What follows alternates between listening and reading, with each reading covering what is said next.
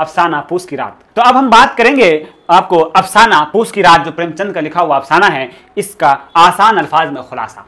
क्या लिखा हुआ है देखिए। पूस की रात मुंशी प्रेमचंद का एक दिल छू लेने वाला अफसाना है, जो एक गरीब किसान हल्कू की जिंदगी के दुखों और जागीरदाराना निजाम के जुल्म का बयान करता है, जुल्म को बयान करता है। ठीक है, तो क्या है इसके अंदर आपको पहला हिस्सा है, जो इस कहानी के अंदर जो हिस्सा दर हिस्सा दिखाया गया है, तो मैं उसे पढ़ते हैं। ठीक है, हम उसे पढ़ते हैं। पहला हिस्सा है, उसमें हम क्या जानेंगे, गुर्बत और कुर्बानी। अफसाने का आगाज होता है जब हल्कू को अपने कंबल के लिए जमा किए गए 3 रुपए, जिसकी उसे सर्दी में सख्त जरूरत थी, शहाना नामी कर्ज खां को देने पड़ते हैं। उसकी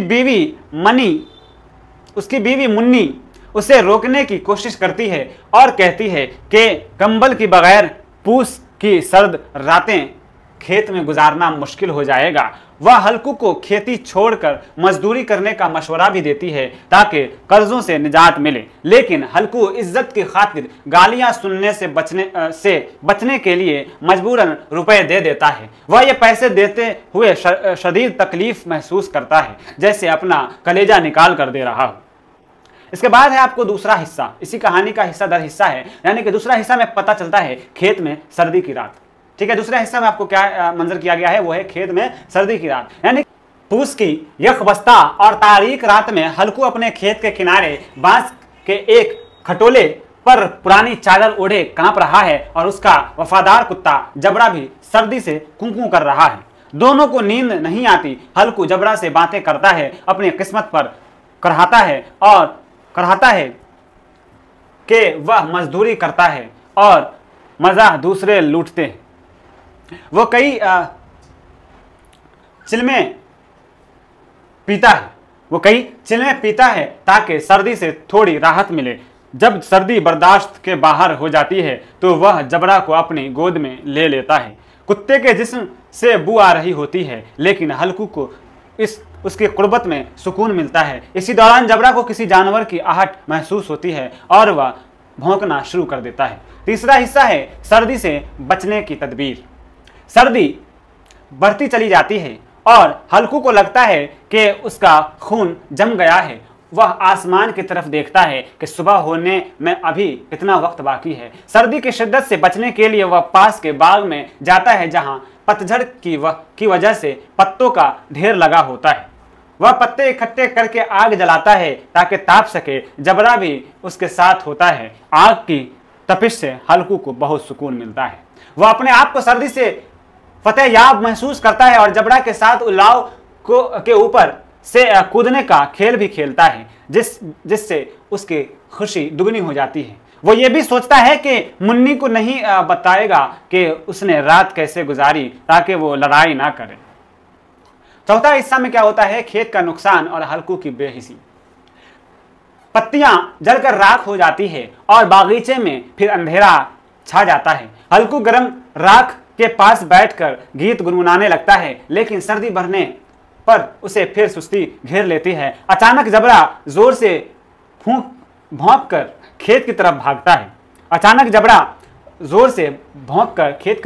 भागता है और हल्कू को शक होता है कि नील गाय का झुंड खेत में आ गया है और फसल चर रहा है। वह अपने आप को फरेब देने की कोशिश करता है कि यह वहम है, लेकिन जानवरों के चरने की आवाज़ें साफ सुनाई देती है। उस वक्त हल्कू को अपनी जगह से हिलना जहर लगता है। वो गर्म राख के पास बैठा हुआ था और उस जाड़े में खेत में जाकर जानवरों को भगाना उसे पहाड़ मालूम होता है।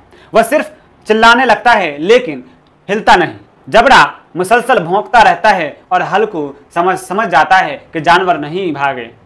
वह एक लम्हे के लिए उठने का इरादा करता है, लेकिन सर्दी का एक शदीद झोंका उसे फिर उल्लाव के पास बैठने पर मजबूर कर देता है। नील गाय खेत का सफाई किए डालती है और हल्कू बेहिस होकर वहीं चादर ओढ़कर सो जाता है। अब बात करते हैं इस कहानी का जो आखिरी अख्तिताम हिस्सा है, वो है आज़ादी और तबाही।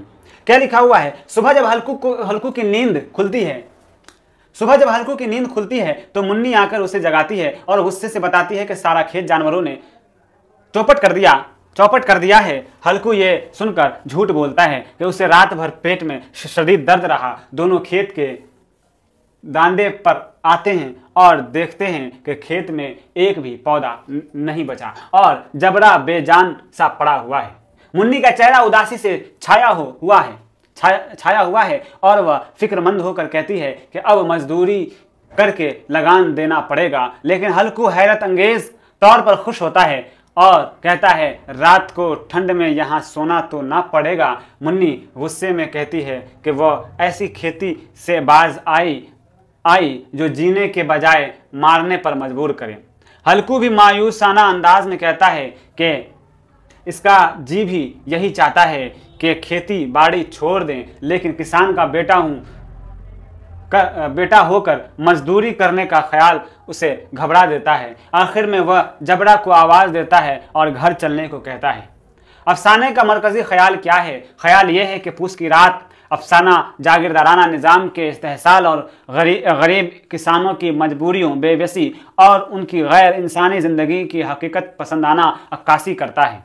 यह दिखाता है कि किसी तरह गुर्बत और कर्ज़ों का बोझ इंसान को इतना निढाल कर देता है कि वह अपनी मेहनत और फसल के तबाह होने पर भी राहत महसूस करता है, सिर्फ इसलिए कि उसे शदीद सर्दी में रात भर जाग कर पहरा नहीं देना पड़ेगा। और यह अफसाना देहाती ज़िंदगी और किसानों के मसाइल पर प्रेमचंद की गहरी बसीरत का मुंह बोलता सबूत है।